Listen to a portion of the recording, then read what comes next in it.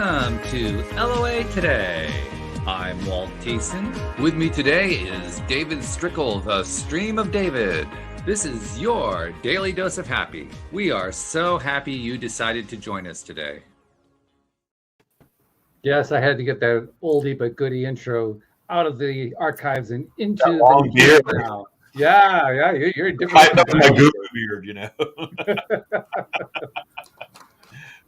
But of course, I'm here with Janine B and Bridget D, and this is our usual Tuesday show, but with an extra special twist because David has decided to join us today. And David, I gotta tell you, these two ladies are psyched. Of course, you already know Janine from boot camp, but both of them are absolutely psyched that you're here.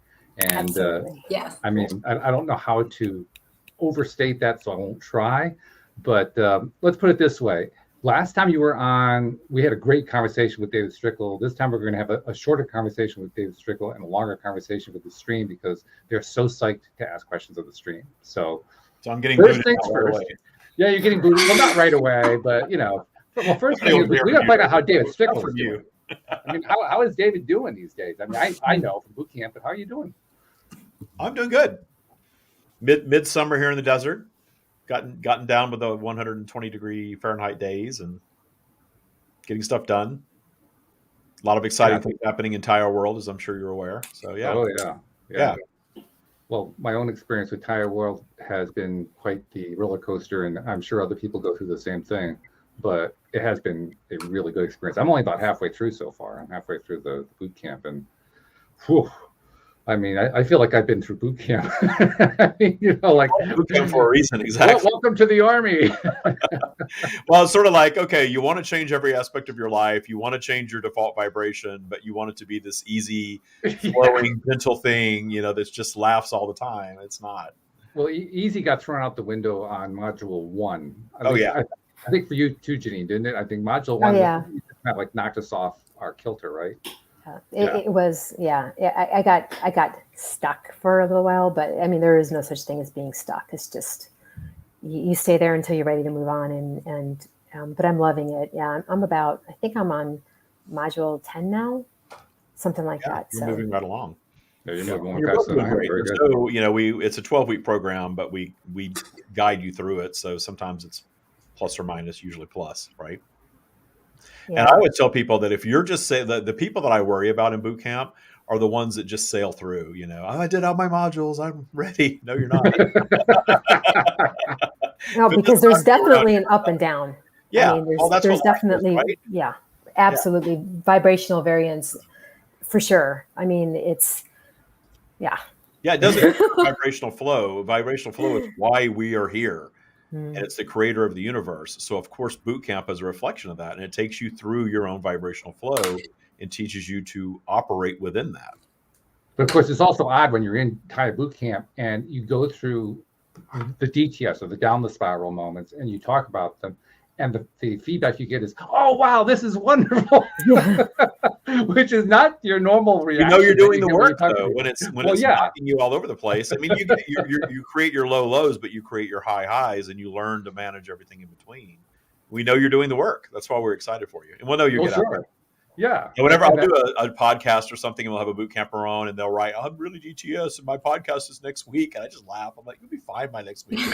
Well, and that's the thing, because it's like we know that we're going to come out even better on the other side. Yeah. So it's not that I'm necessarily welcoming it with open arms, but I'm at least I'm more appreciative of where I'm at with it.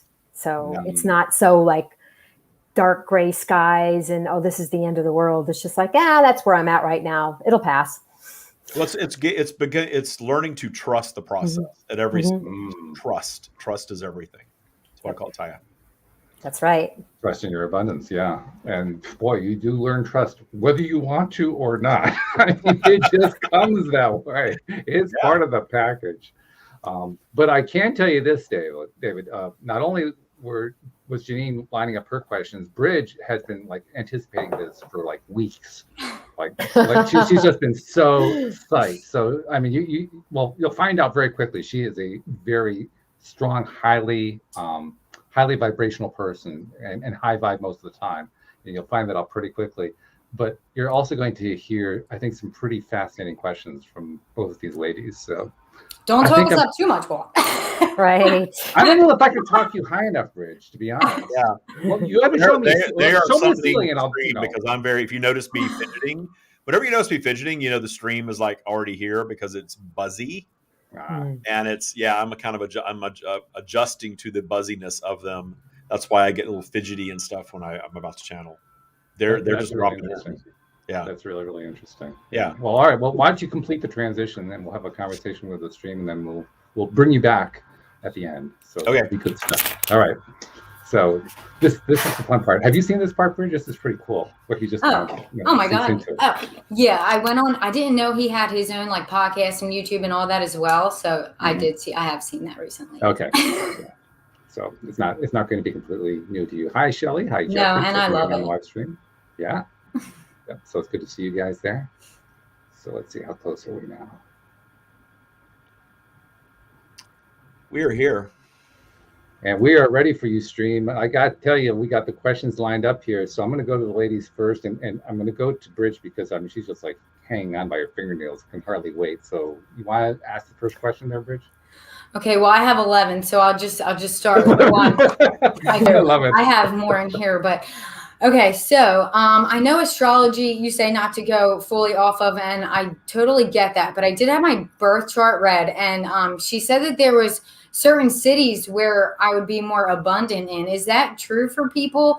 Like, what are your thoughts on that? Could you be more abundant in specific cities and states? We will begin our response to that by stating that we are not here to guide you toward or away from anything. And everything has the value that you give to it, the power that you give to it. And certainly what you would consider astrological teachings or astrological studies are rooted in what we refer to as vibrational flow, polarity. So of course there's authenticity in that.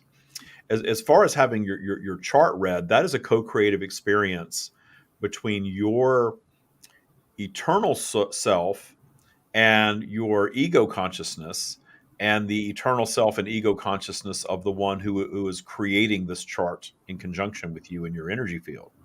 So if there is guidance that is being offered and that guidance resonates with you, if you find those places appealing naturally, and that is simply a confirmation for you that there is something special about the energy flow that is present there, then you absolutely can choose to give your power to that and allow that to be your experience.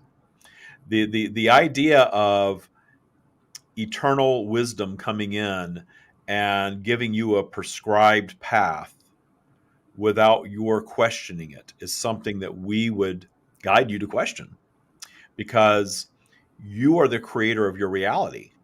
And it's important to understand that you can create your version of abundance for you anywhere. We have stated that you could be locked in a padded cell, wrapped up in a straitjacket, and manifest not only your path out of it, but your path to abundance.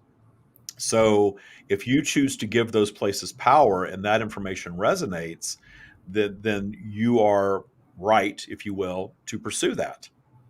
But do not let that or allow that to limit you in your abundance if you're not in one of those places. Gotcha. I thought you'd say that, but I had to check. It's always good to ask. Janine, you want to jump in with one? Yes. Hello, stream. I have a question specifically about dreams. I know that dreams are our own manifestations, and this is not a dream interpretation question. What I would like to know specifically is how we can use our dreams as the manifestations they are to actually overcome blocks or transgressors that we have in our lives. The way that we would guide you to utilize your dreams, if you choose to do so, is to recognize the fact that they are an indication of the vibration that you are in general in your life when you experience them. So knowing where you are is a fantastic way to catapult yourself to a different space if that's where you're wishing to go vibrationally. Sometimes you allow your ego to sort of fool you into believing that you're in a different vibrational state than you are. but your dreams are an unfiltered reflection of exactly where you are vibrationally, whether it's in the moment or in your general flow during that time period. So if you are believing that you're doing everything that you should be doing in alignment with your desires and that your vibration is where it quote unquote should be, and then your dream state is telling you otherwise, take that indication that you've got some more work to do. And where we are guiding you with all of this is in this idea of work. Understand that the work that we speak of is your humanity. The work that we speak to is why you come into physical. So while many of you would consider it work from the way that we refer to it, it is not really work. It is actually your purpose. So understand that when we say work, we mean purpose. But when you step into it and you're just discovering these concepts, it feels like work because you have been taught to do otherwise. You have been taught to bypass. You have been taught to not think about it. You have been taught to turn it over to a higher power, not understanding fully that you are the higher power. So in looking at your dreams as a reflection of where you are vibrationally as a crystal clear indicator of what's going on, so that you can fearlessly dig in and shift any mindset that you wish to shift any vibration that you wish to shift to move out of that space. Thank you. Yeah, that's really great. I appreciate that. I love the fact that you really emphasize that we are the power. We are the higher power, because that's you don't hear that very much in this world. You probably hear it a lot in the so-called non-physical world, but you're in the physical world, you hear just the opposite a lot. And so to actually hear somebody say that, every time I hear it, I love it, because it resonates so heavily and so strongly, and because it feels better. It just feels good. So I'm really glad that you mentioned that. Talk a little bit about what it's going to take for people who are struggling perhaps with that idea to get past whatever their resistance points might be.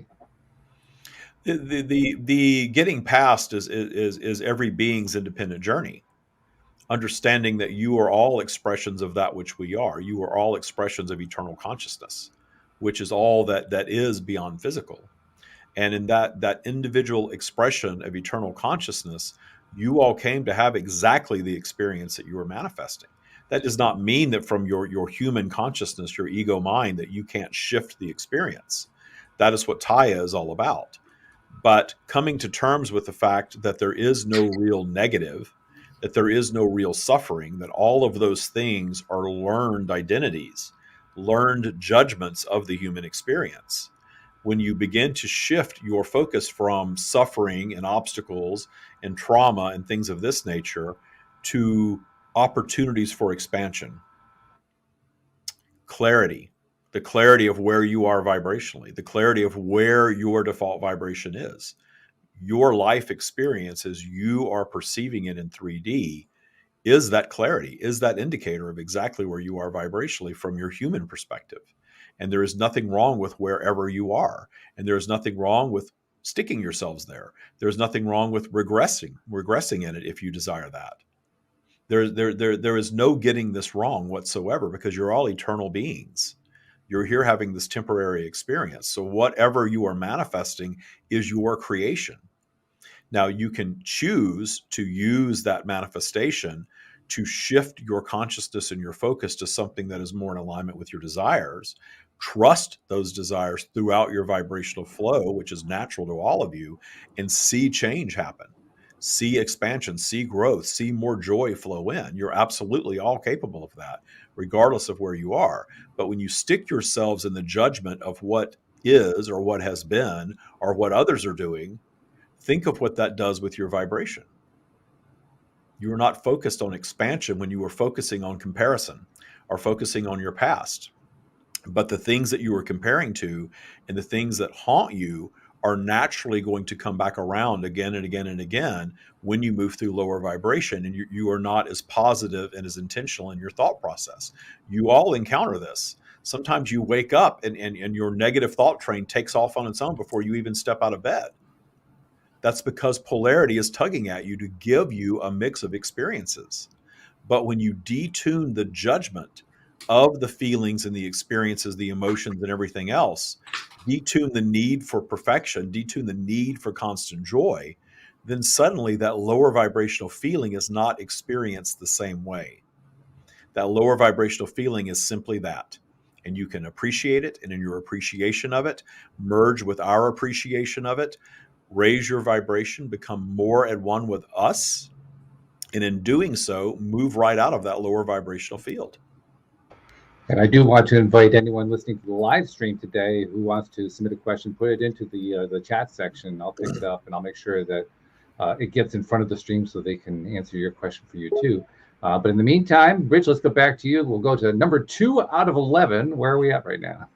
Well, so I definitely resonate with everything he's saying. You're in control of your whole life, but sometimes and I know other people too who are listening, get confused, like with the whole free will versus like divine intervention and like fate versus free will. I feel like there is still that gray area that some of us are like get confused on or whatever.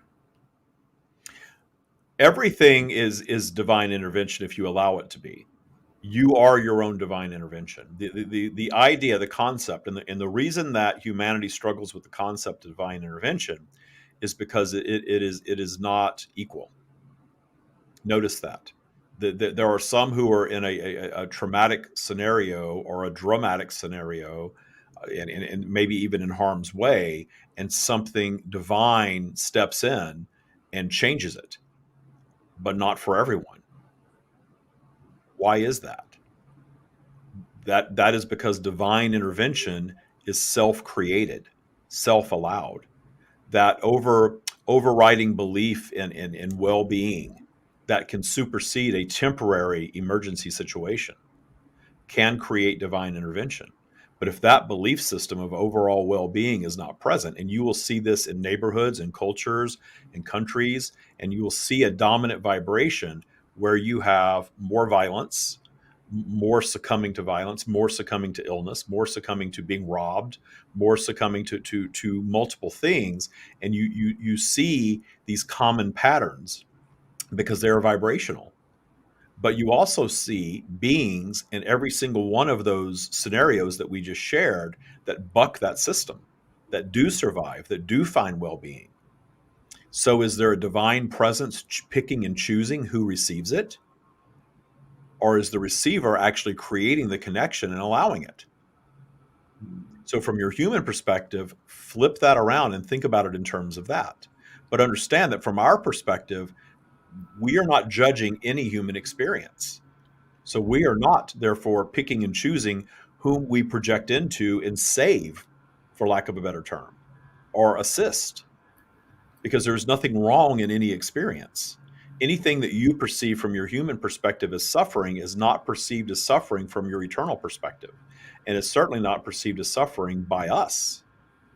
That is an egocentric human quality, and it's natural that you have it because that ego consciousness serves to overshadow that eternal being that you are.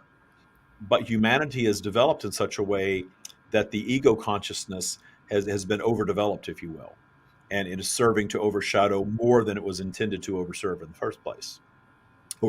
the first place. So in that overshadowing, allowing too much overshadowing and operating more in what you might call ego consciousness or 3D, you are very susceptible to fear-based teachings. And your society, as you are all aware, has developed in a direction where those fear-based teachings have taken hold and created a dominant vibration across humanity. But humanity is wising up to it, so to speak. Humanity is becoming so sophisticated that you are moving out of that period of mass control. And mass control is fighting for life, as you are now very aware of. But you're still moving beyond it. In anything vibrational, you're going to notice over time, there are going to be these ups and downs, but over time, the ups and downs are going to systematically raise. Just look at your financial markets, and you will see the vibrational nature of all things. The financial market is just an expression of that. Your lives, your life experience is also an expression of that. So the idea of your general well-being, if that is your dominant, true vibration, you will experience well-being. you will experience your own self-created, what you might identify as divine intervention.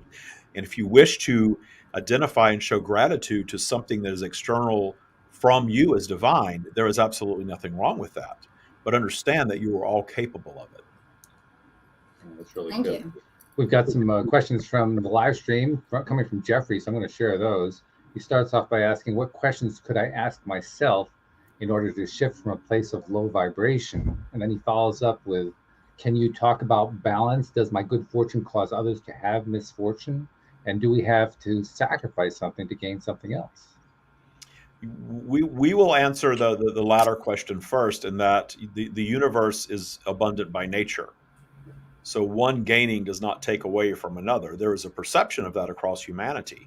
But notice that being in alignment with abundance automatically delivers abundance to those who believe they are in alignment with it. We speak often of pyramids in terms of this, that all of humanity creates a pyramid on any topic.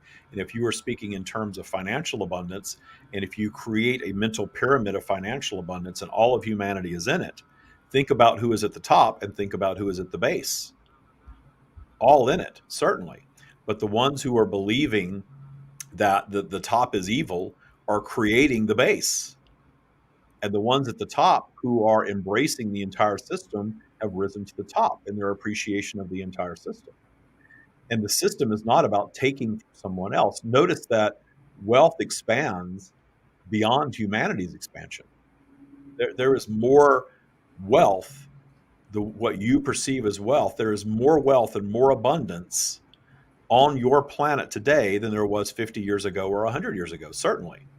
And it has outpaced the growth of humanity.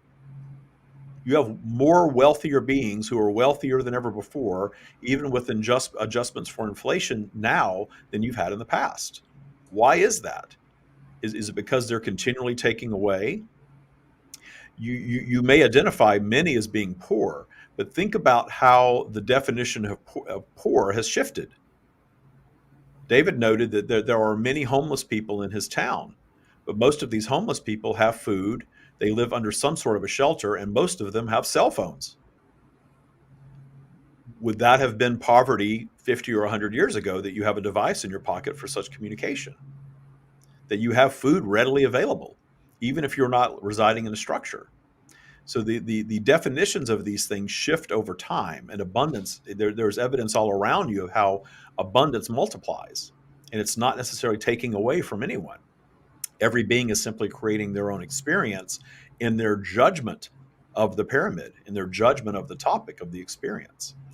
And for your alignment question or your balance question, we speak often of balancing your human ego consciousness with your eternal soul consciousness. That you are operating in harmony with your human life experience and your eternal experience when you are striking a balance there. Meaning that you are not sequestering yourself on a mountaintop and meditating your days away and being specifically what you might call spiritual all the time. Nor are you completely operating in 3D and completely ignoring all the magical things that are all around you all the time, as you see many doing. And you see evidence of the imbalance between 3D thinking and what you might call 5D or spiritual thought in polarization. It expresses itself in a polarized way, meaning the ones that you see that are needing to have a polarized identity or a polarized opinion, needing to take one side or another. You see this very much in politics. We are right and you are wrong, and everything about us is right and everything about you is wrong. The more polarity you see expressed in a being, the more they are in lower vibration, if you will, operating more in 3D, certainly not in harmony with their eternal selves. Because when you're operating in harmony with your eternal selves, you are in appreciation of all that is. You are not needing to dip down and be right. You are not needing to argue your point. You're not needing to take sides. You are very gray and fluid in your thinking because you're able to appreciate all that is. That is operating in harmony with, while living your 3D existence, while sitting in traffic, while interacting with other human beings, while living the 3D human experience that your soul very much wanted to come here and experience. And going back to his first question, which was what questions could he ask in order to shift from a place of low vibration? The recognizing where you are in low vibration, and the favorite question that David has come up with that he teaches is simply, is this worth going down your spiral over? Making that the stopgap. Because when you feel yourself being triggered, or you're already in low vibration, which is usually the case, and you're noticing that lower vibrational behavior from yourself, stopping and simply asking yourself, do you want to be down there? Is this worth being down here for? And understanding that when you board the thought train and start thinking these negative, perhaps self-deprecating or judgmental thoughts, that you can stop yourself and ask, is it worth being down there? Because the more you think when you're in low vibration, understand that you are not creating anything new in that lower vibrational field. You are not capable of new thought and new creation at all. There is a version of you that is, and that version of you is in higher vibration, connected to what we refer to as source, which is our energy. That source is part of you. It is part of your consciousness. It's even part of your ego. But when you're in that lower vibrational place, and you know when you're there because you're not in a state of joy. So when you're in that space and you feel yourself judging, you perhaps are grumpy, you are not as energized, you are not as hopeful, you can create that stopgap. Is it worth being down here? Is this worth going down my spiral over, is what you can say to yourselves. Create that automatic stopgap and catch yourselves, and you'll get better and better and better at it the more you practice it. This is really, really good stuff going on here. Now we got another question from Shelley Epperly, former co-host here on the show. And she's asking, so in a chaotic physical situation, like having to defend yourself, what is the right thing to do? I'm talking about being in the middle of a war or a riot. And then she follows up by saying, turning the other cheek or fighting for your life. You all have your natural fight or flight mechanism. And there are times that you may find yourselves, if you've built vibrational momentum in that direction, understand that the very best guidance that we have to offer is to clean up your vibrational field so that you're never in a position like that in the first place. But if you're not there and you're suddenly finding yourself in a situation like that, that life force vibration is so valuable. That life force vibration will supersede anything. That life force vibration, and not allowing yourselves to be paralyzed in fear. Because that paralysis, that fear-based paralysis, is the very thing that's going to take over and overshadow that life force vibration on any topic, whether your emergency situation is a health crisis or a literal violent crisis. So step one would be in a vibrational space so that you're not aligning yourself with being in the path of such things in the first place. Step two would be, if you find yourselves in there and there is no time to concern yourselves with shifting a general vibration, and we certainly understand in an emergency situation. But step two would be to have that general idea of well-being and that vibration of life force, and then understand that when that appreciation of your life force, your source connection is going to kick in and you are going to act accordingly in the moment. That is how survivors survive. Allowing that, and that may include fighting for yourselves. It is best possible outcome. So the idea of turning the other cheek and running away, that you may very well not be guided to that in that moment. Remember, we are not judging the experience. So there is no divine source coming in telling you to allow someone to just fire at you and stand there and turn the other cheek. You are not necessarily going to be guided to that in that moment. In fact, you probably aren't going to be, especially if you have a strong vibration of life force. You are immediately going to kick in and you are going to assess whether you can escape safely or you need to fight. And you're more likely to come out what you might call victorious if you have that strong vibration of life force and not allowing as much fear. But you will not know that until you're in that moment. So better to get your vibration to a space where you're not crossing paths with those moments. And you can do that. There are many, many beings who never cross paths with those moments. But understand that there are beings who project in from conception, placing themselves in a more what you would consider dangerous path for that very experience. Because from your eternal perspective, you are not fearing that. You are not fearing poverty. You're not fearing war. You're not fearing genocide. It is all part of the human experience. And if you're not in that vibration, it's very difficult for you to grasp that, because that is not your vibrational space. So when you watch the news and you see people living with that day after day, decade after decade, and you judge it as something that should not be, and you lower your vibration around it, you are not viewing it from an eternal perspective. Your perspective is understandable because you are not in it. You are viewing through a camera, and you are viewing from a distance that is not your vibration. So you have all of this technology now to be very aware of what's going on in your world, all over your world at all times. And notice that your media tends to amp up the things that scare you the most. Why is that? Because it keeps you watching. That fear mechanism is a very, very powerful tool, and it's been exploited. It's okay for you to be aware of what's going on, but if you truly wish them well, wish them in appreciation of where they are in their human experience, and understand that your appreciation of where they are, this is not about celebrating it. This is about appreciating that they are having their human experience as part of their human journey.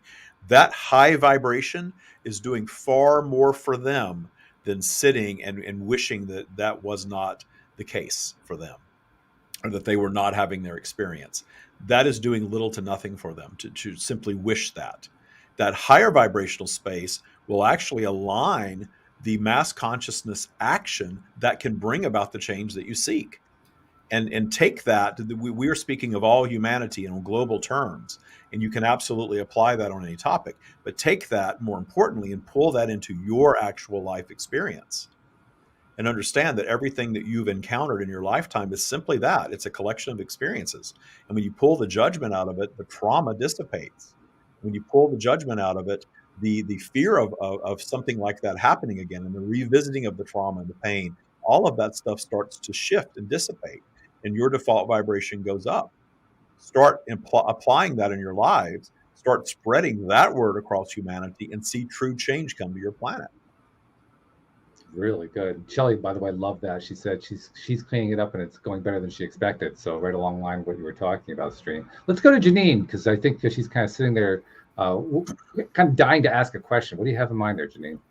Actually, I would prefer to defer to Bridge, because okay. I do. I all just right. wish that. Thanks. Well, then it's been passed to you. You got the baton, Bridge. Okay, so this doesn't make sense to me half the time, so I'm not sure if it's going to make sense. But since time is linear, when we come into physical and we've completed our path, is it possible to still be here in physical to help others if they want it? Like, I know you're not supposed to impede on anyone's journey or anything, but if people still needed you for anything, would you still be here? Not necessarily just for yourself. You know what I mean? When you are expressing yourself in physical, you are perceiving that expression in linear time. And we do not take you far out into quantum physics and things like that, because all of the value for you and your human experience is in your very linear, very imperfect, very vibrational flow human experience. So the value for you is in your experience. And the idea of needing to help humanity and wanting to help humanity is very much rooted in ego. You are seeing things that you wish were different from your perspective, and you are wanting to help and you are wanting to assist. When you are no longer in your physical state, you are emerged once again into all of source consciousness. It is a collective of all that is, which is well beyond a human comprehension, certainly. In that state, you are not seeking to assert yourself or reassert yourself into that experience in any way, because you're appreciative of it exactly as it, quote unquote, was or is. And therefore, you can apply that appreciation to all that is, all creation. And so the need for that dissipates, is completely eliminated when you cross over back to your completed state. Thank you. Really good. Let's bring in another question from Jeffrey. He's asking, can you speak to the phrase, energy cannot be created or destroyed, it can only change shape? Energy expands, but as energy expands eternally, your awareness of it expands with it. So your perception of energy is that it cannot be created nor destroyed. That is your perception of it. And certainly it is not destroyed. It is expansive by nature. It is only expansive by nature. But as it expands, and as the universe expands, as the earth environment expands, as humanity expands, as you all expand as a collective consciousness, you then fall immediately into alignment with that new version of the universe. So there is no tool for measurement as of yet. We will not use the term impossible that can measure an expansion of energy. Think of it in terms as becoming more sophisticated. Energy becomes more sophisticated. It becomes wiser through experience. The entire universe is energetic. What lies beyond your physical world is what we refer to as the energetic realm. And that energy is ever expansive. Now take that and pull that into your human experience and look at the collective consciousness that is humanity, how you have evolved and become more sophisticated beings. Just look at your creation, how you have steadily become more sophisticated beings. Look at what you can do now that you could not do 100 years ago. Now think of that in universal terms because it all works the same. Steadily becoming more sophisticated. That's what we mean by expansion. You think of expansion in terms of physical growth. And in science's study of energy is not detecting physical creation of new energy, nor destruction of energy. That's because they are correct. It is not being created nor destroyed, but is always becoming more sophisticated. And that increasing sophistication is through physical expression. And the earth environment is one of infinite physical expressions. What you have in what you call space is simply endless created matter. And in certain circumstances, the energy field is just right to allow that matter to come together and start to form more sophisticated creations as an expression of that more sophisticated consciousness. So the earth environment is exactly that. It started out as a speck of dust. And look at the expansion that has been created in physical from there. You're speaking in infinite terms.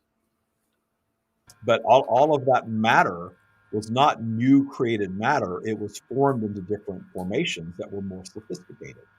So now you have a planet, and you have sunlight, and you have a weather system, and you have water, and you have physical beings that are springing up as an expression of that planet. And humanity is an advanced expression. We refer to as a mutation even of the earth environment. And your intelligence has taken off in a different direction than the other beings in your environment because of that mutation, which is a natural building block of what you would call physical creation. So energy is continually expanding in its sophistication. And your expression as a strand of all the energy that is source consciousness, you are becoming more sophisticated, and your increasing sophistication through your physical experiences, which are infinite, are contributing to that sophistication. So Jeffrey's got a follow-up. He says, so there is only expansion, no contraction, gravity, black holes? The process of creation, that which we refer to as the universal process of creation, this vibrational flow that is up and down all the time, but continually becoming more sophisticated and what you might call going up in vibration all the time. There are definitely dips in this process. You see that in your lives. You have high vibrational periods, and then you will have periods of challenge and struggle. Even in your day, you will have this. What you see in physical creation is an exact reflection of that. So anything that is contraction is a temporary contraction that leads to greater expansion. This up and down vibrational flow creates everything. So you go up and you're creative, you are one with source, you are creating something new. That new creation will give way to a lower vibrational period that will take you down and create a little disruption, not destruction. And in that destruction, you are seeing things that you would identify as contraction perhaps, but it's temporary. And that temporary contraction is there to inspire even more expansion. So that is true for your universe. That is true for your solar system. That is true for your planet. That is true for humanity. And that is true for every aspect of all that is created and expanded via vibrational flow.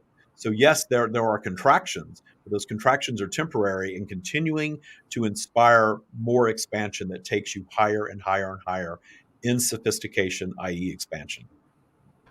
And then a question from Shelley. She's asking, are ghosts residual energy from that person's ego? You are in an energetic realm. We refer to the energetic realm. It is not off in space somewhere. You are in it. Your expression in physical is in the energetic realm and of the energetic realm. And when you move into the earth environment and to the zoomed in level, if you will, of humanity, certainly there are energy forces around you. And those energy forces around you are not stagnant.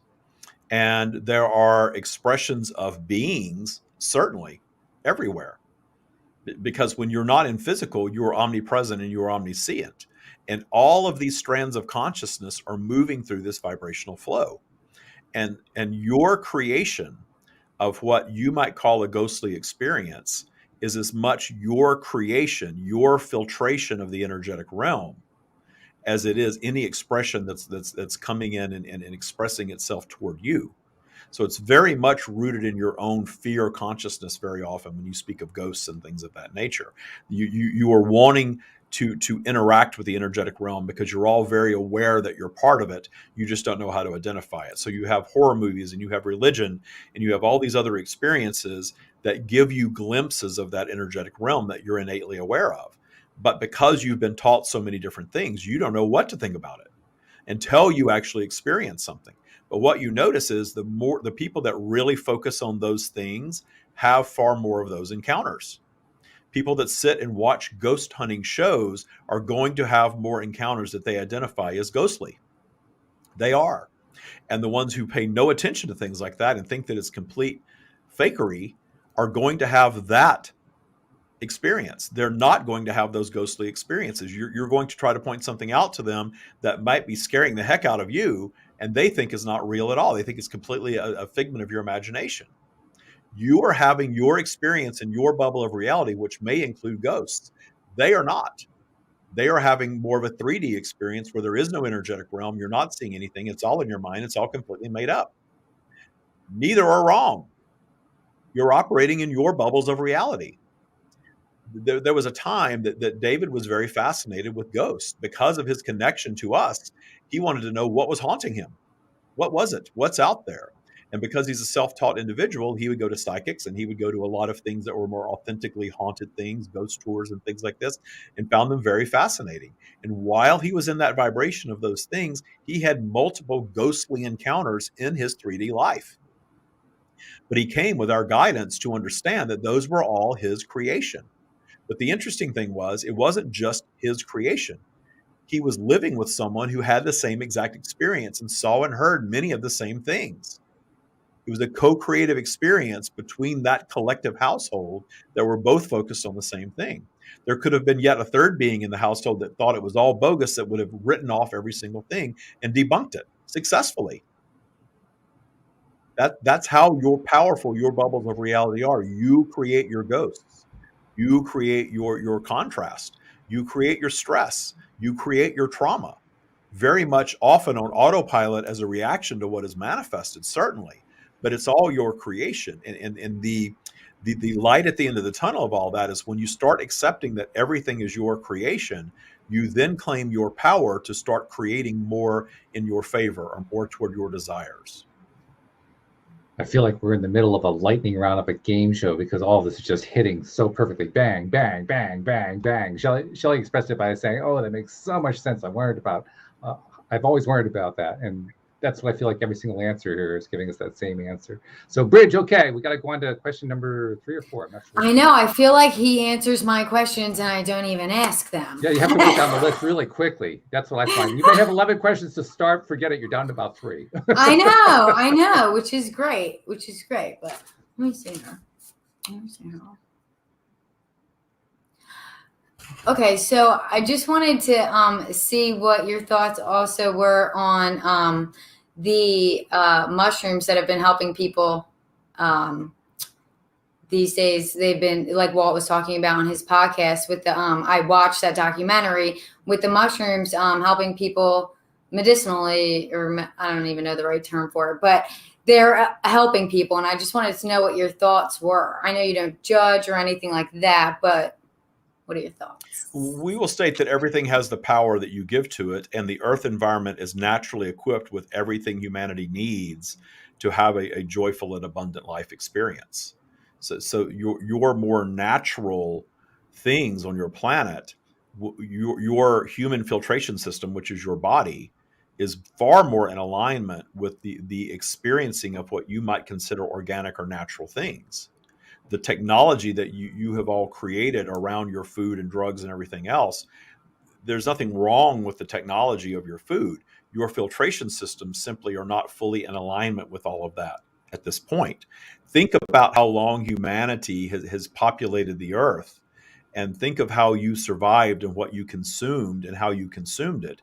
And then section out that little blip of time that you have industrialized your food and your medication.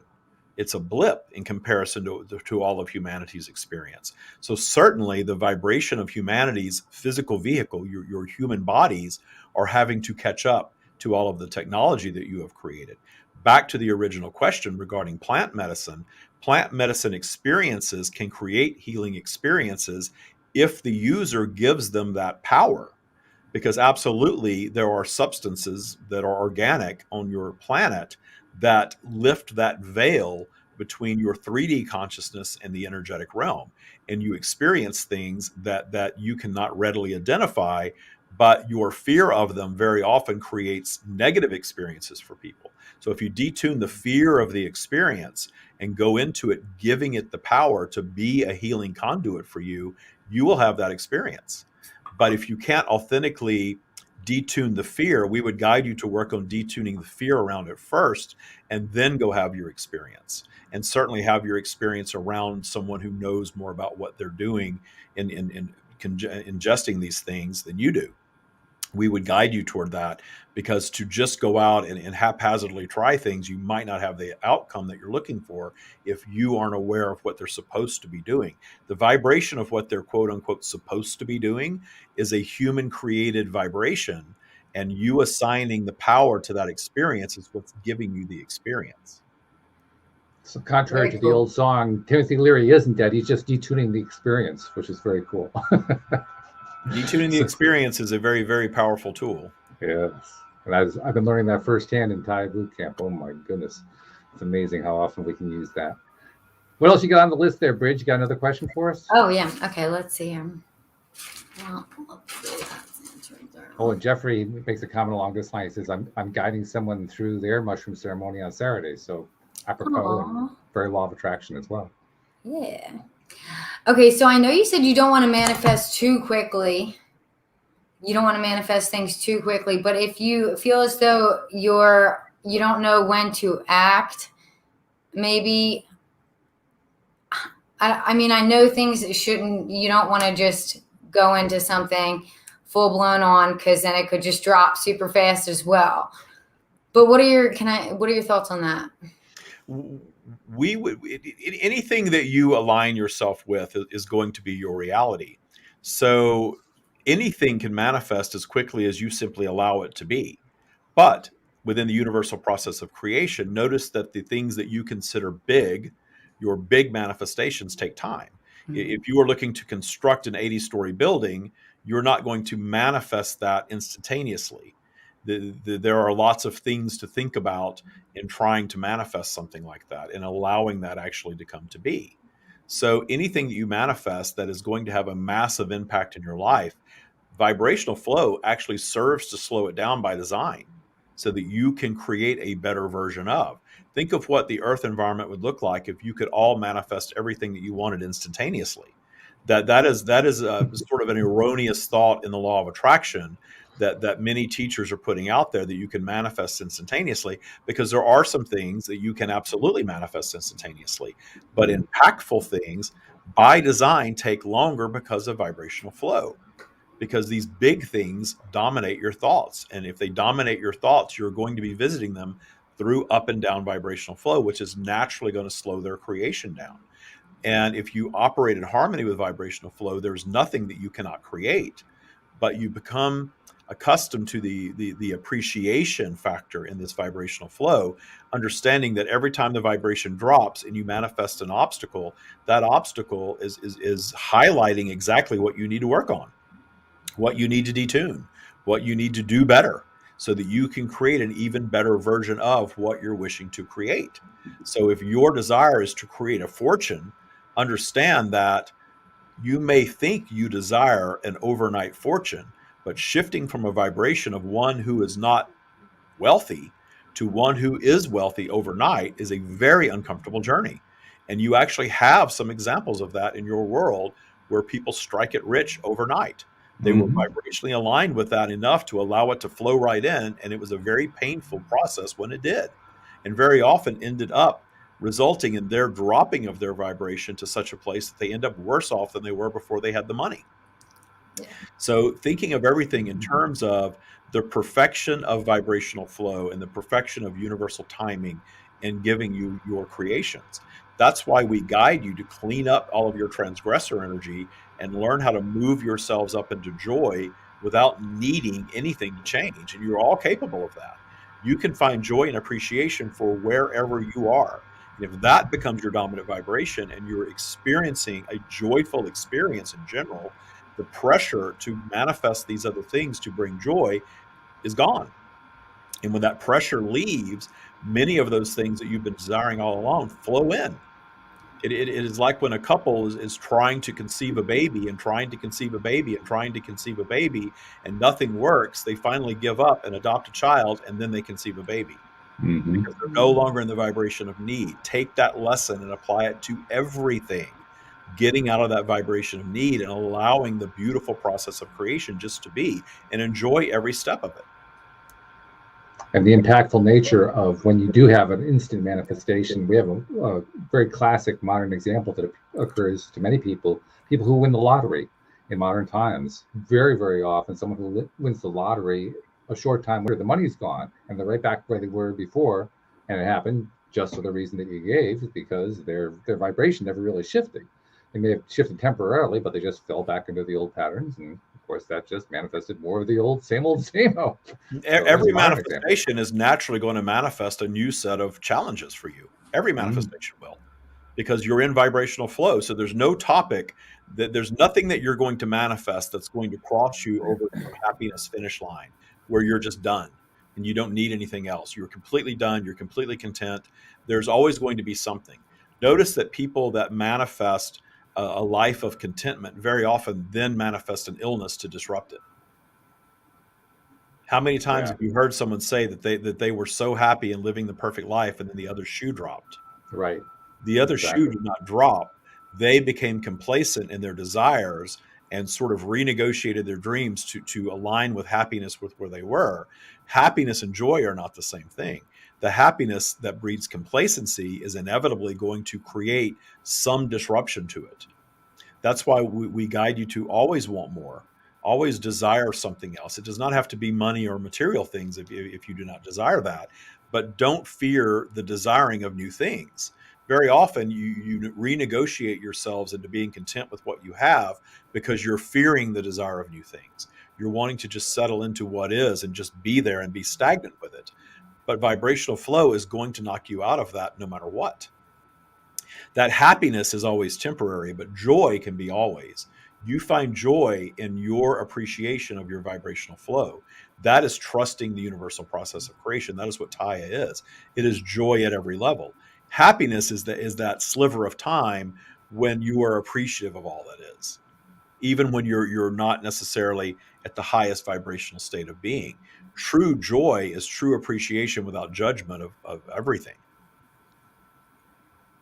Yeah, wow. That's really something. Yes. I love that description. Yeah. I'm also going to bring in a question of my own, because what you were talking about there really hit on a point that I've been dealing with in my own entire journey, and that is the whole question of, how quickly is or how slowly is stuff showing up. And I do tend to get frustrated when stuff that I really want is taking seemingly far too long to show up. But by the same token, as you're very eloquently describing here, you don't necessarily want it to show up too quickly. It may be more than you can really handle. There may be more there than you're ready to just deal with. So think of something that you wanted for a very long time, and you became impatient around it, but ultimately you allowed it to be. And then once it was, you were in complete appreciation of the waiting period to receive it. Mm-hmm. You move into that vibration instantaneously when you manifest it. So any suffering that you hold for yourselves because you have yet to manifest a desire, that is your own creation in that moment. And once you move out of that judgment and that suffering, you will manifest it. And when you do, then you will even appreciate the period of suffering that you created for yourselves. But to also talk on the other point that you raised about never being afraid to desire more, to, in essence, request more. That's actually a challenge for me. There are times when I allow myself to feel so despondent, so frustrated by what doesn't seem to be happening, that it actually feels like I can't allow myself to desire more. And I actually start to get a little bit worried in that state. And because on one level, I recognize that's really not a path I want to go down. I want to be on the path of desire more, desire more, desire more. But sometimes I find myself being afraid of desiring more. So address that for a moment. Think in terms of, if you are becoming frustrated with something because you're impatient, you are the one that's creating the scenario to allow that vibration. Mm-hmm. When you move on to a different topic, and again, many of you think of law of attraction and the universal process of creation in terms of you have placed an order on Amazon and you're waiting for it to show up. And then when it doesn't show up in 3 days, you're on your device looking for where it is. Why isn't it here yet? And what are you doing vibrationally in that moment? You're missing it. You are sending out to the universe the vibration of it's not here. And the universe is going to in turn say yes. But know that the universe never loses your order. Amazon never loses your order either. Sometimes it's not fulfilled, but it always sits there. Understand that the universe never loses your order. You only need to desire it once and move on and essentially forget about it and allow it to show up as it shows up and appreciate it when it does. So if you are so fixated on a singular desire and it's not happening, the very best thing that you can do is move on to something else. Leave it and move on to something else. Don't allow this fear that if you are not focused on it every single day and meditating on it or praying on it or whatever it is, that it's not going to show up. The universe is far more intelligent than that. The universe is not operating in linear time the way you are. The universe, the thought that you thought when you dreamed up that desire still exists eternally. It's an eternal thought. It is there. It cannot be destroyed, if you will. So that the universe already is aware of that thought. The only reason that thought is not coming into full-blown manifestation is simply because you're not allowing it to. But notice how many things arrive in your paths that you were never even thinking about, but you were at one time. A moment of thought creates a future moment. So don't get so wrapped up in believing that you have to sit and try to will things into being. It's a very haphazard way to create, because you're going to revisit it inevitably through vibrational flow. And there are going to be times that the universe is agreeing with you and sending it to you because you are believing it and you are trusting it. And there are going to be other times that your vibration is not as high and you're going to be missing it and wondering where it is and becoming impatient. The universe is going to agree with that as well. And that's where it gets really interesting. We are flying through this hour. I think we're probably going to go over a little bit. I want to make sure I get in a question that came from Joe in the live stream, and it's 2 parts. He starts off by saying, I read a story that if Jeff Bezos gave away $1 million to every human in America, he would still have billions. So is this the reason this wouldn't happen, because it would throw off polarity? And he follows up by asking, also, how much does one attract so much as he did? Are his vibrations so high that he attracted so much? He is living proof that there is no ceiling. Mm-hmm. There is no ceiling to abundance. He has allowed a higher level of abundance than any human in modern history, in what you have recorded in your current terms and definition of abundance. So in terms of dollars, the energy of dollars, he has amassed more, certainly. He has blown through any ceiling and will continue to do so likely. So because he is on that vibrational journey. Understand that if he decided to divide up his fortune and give every single person in his nation a sum of money, as you suggest, that would create a massive disruption to your financial systems. And that disruption would likely create a lot of trauma for humanity, especially within the United States. You would be very disruptive because not all are aligned with receiving their sum of money. So you would see a lot of disruption. There is no right or wrong in that. There is no judgment around that. So if you create a complete collapse of your financial systems and your nation, if not your world, plunged into chaos as a result of that, that would be the experience that you have collectively. So we're not guiding you to fear anything like that, but we're also not guiding you to need anything like that. To believe that in fairness, he is to give every person a sum of money because he has so much, and most have far less than he does. You can give it to them, but then what are they going to do with it vibrationally? You will ruin as many lives as you save in that scenario because they are not all vibrationally aligned with it. And think about the one who's at the top of the pyramid understands and appreciates the pyramid. And they understand in that pyramid that the ones that are holding up the base, you are actually doing a lot for them, even in their resentment of you. That's what it takes to get to the top. You've got to be completely comfortable with every aspect of the pyramid. You cannot demonize any of it and be at the top. Loving the pyramid, loving the system that is. The system that is not broken. You are vibrational beings having unequal experiences by design. Your souls chose that and desired that. But holding yourselves away from joy in your judgment of your experience, and more importantly, holding yourselves away from joy in your judgment in the experience of others. This should not be. They should not be that way. They should not be experiencing that. Why do you believe that? That is your ego speaking to you. That is not Source speaking to you. Source is not telling you that. Source has the power to change that, but Source is not changing that. Because that power has to come in alignment. Because all beings are here to have their contrasting experience. That's why you have what you perceive as suffering. But when you stop perceiving it as suffering and start perceiving it as an experience in this temporary human journey, the more and more and more of you that come to that way of thinking, the more you will see shifts in the earth environment on how humanity operates and how humanity lives. There is much ground to be covered before you're anywhere near finished with this environment in terms of the expansion that it offers. I think Jeffrey summed it up nicely. He says, now I'm going to imagine receiving a large check from Jeffrey.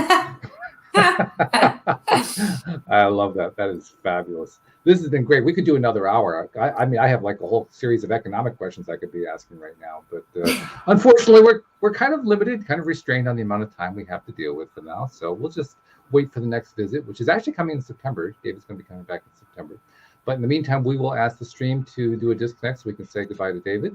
And Bridge, I'm going to ask you because you're the one who really got the new experience here. What do you think? What's it been like? Awesome. I mean, honestly, half the time I don't have words. I don't. Well, when I watch him, I don't, and then I listen to him, and I don't. I have to re-listen to him like 5 times half the time to understand. You know what I mean? I'm like, wait a second, I gotta listen to that all the way over again.